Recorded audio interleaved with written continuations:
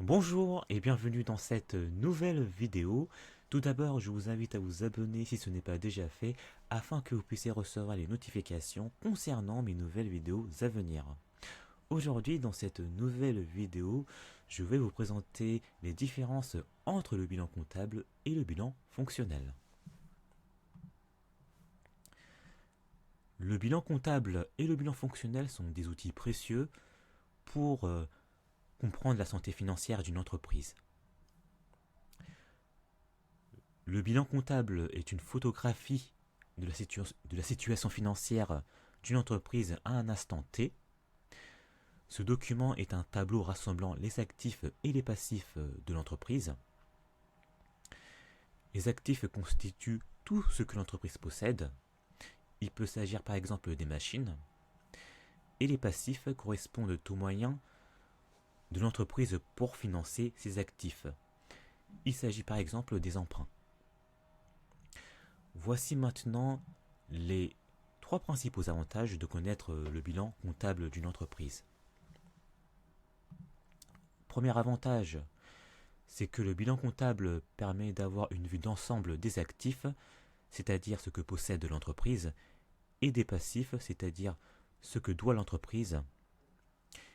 Et ce document aide donc à comprendre si l'entreprise est solvable, c'est-à-dire capable de rembourser ses dettes.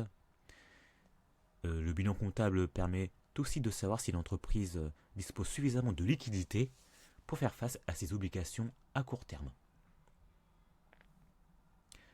Deuxième avantage du bilan comptable, c'est que les informations contenues dans le bilan comptable aident à identifier les besoins en financement, à décider des investissements ou des économies à réaliser et à déterminer si une restructuration ou un redéploiement des ressources est nécessaire.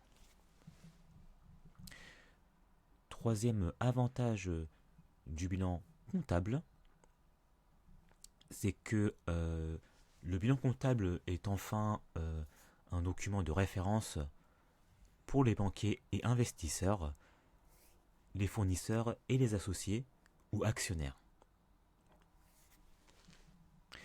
Maintenant, je vais vous présenter le bilan fonctionnel. Le bilan fonctionnel est une relecture du bilan comptable que je viens juste de vous présenter.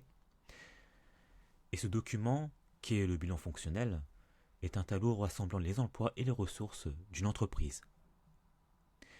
Les emplois correspondent aux possessions de l'entreprise et les ressources correspondent aux moyens de financement de l'entreprise.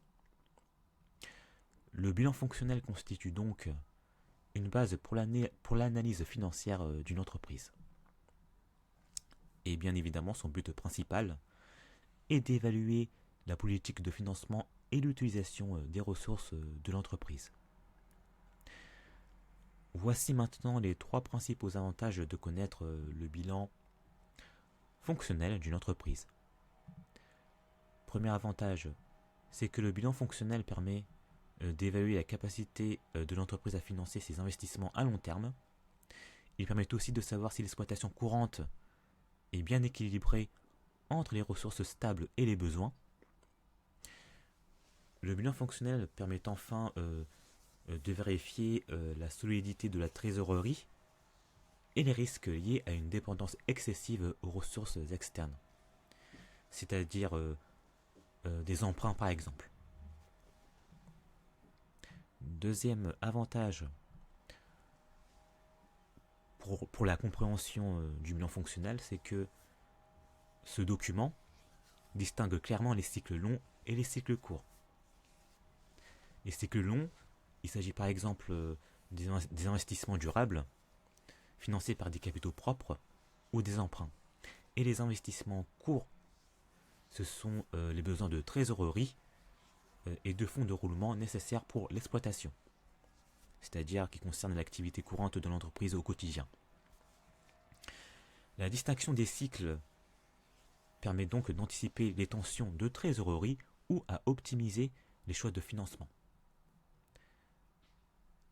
Et troisième avantage, c'est que L'entreprise peut aussi déterminer si elle est en mesure d'investir davantage dans des projets ou d'améliorer ses équipements. De prévoir aussi des ajustements nécessaires pour réduire son besoin en fonds de roulement et de communiquer plus efficacement avec les partenaires financiers en fournissant une analyse claire et structurée. C'est la fin de cette vidéo. Merci de l'avoir visionnée jusqu'au bout. Si vous avez des questions, n'hésitez pas à me les poser dans les commentaires. Et si vous avez apprécié cette vidéo, n'hésitez pas à commenter, à partager ou à liker. Je vous dis à très bientôt.